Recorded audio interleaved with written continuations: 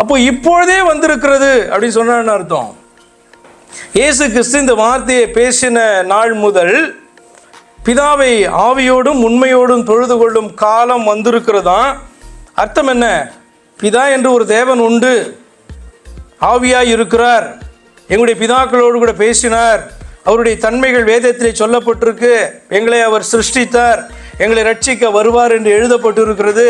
ஆனால் இந்த நாளில் என்ன பண்ணுறாங்க? ரட்சிக்க வந்தவரை காண்கிறார்கள், அவர் பேசுகிறார், பிதா ஆவியாய் இருக்கிறார், பிதாவை தொழுது கொள்ளுகிறவர்கள், உண்மையாய் தொழுது கொள்ளுகிறவர்கள் ஆவியோடும் உண்மையோடும் அவரை தொழுது கொள்ளும் காலம் வரும். அது எப்பொழுது வந்திருக்குன்னா, இட் ஸ்டார்டட் ரைட் நவ் அப்படின்றார். இப்பொழுதே வந்திருக்கிறது அப்படின்னா என்ன அர்த்தம்னா, பிதாவானவர் உங்களுக்காக என்ன பண்ணியிருக்காரு?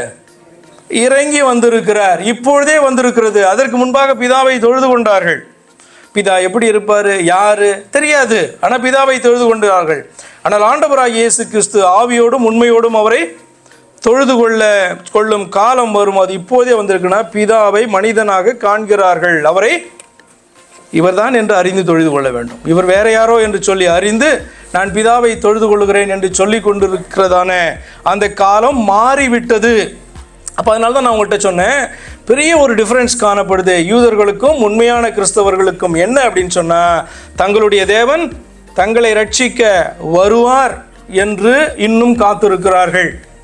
கிறிஸ்தவர்கள் எங்களுடைய தேவன் எங்களை ரட்சிக்க வந்தார், வந்து எங்களை ரட்சித்து விட்டு தன்னுடைய பிள்ளைகளாக மாற்றிவிட்டு பரிசுத்தமாக அவருடைய வருகைக்கு நம்பிக்கையோடு காத்திருக்க வேண்டும் என்று சொல்லிவிட்டு சென்றார். அதற்கு பின்பு தான் பார்த்தீங்கன்னா இந்த தீர்க்க தரிசன வார்த்தை என்ன அப்படின்னு சொன்னால், அவர் வருவார், வந்து உங்களை அவர் ரட்சிப்பார். அப்போ விசுவாசத்தோடு கூட அவருக்காய் காத்திருக்கிறவர்களை ஒரு நாள் அவர் வந்து என்ன பண்ணுவாராம்? ரட்சிப்பார் என்று சொல்லப்பட்டிருக்கிறது.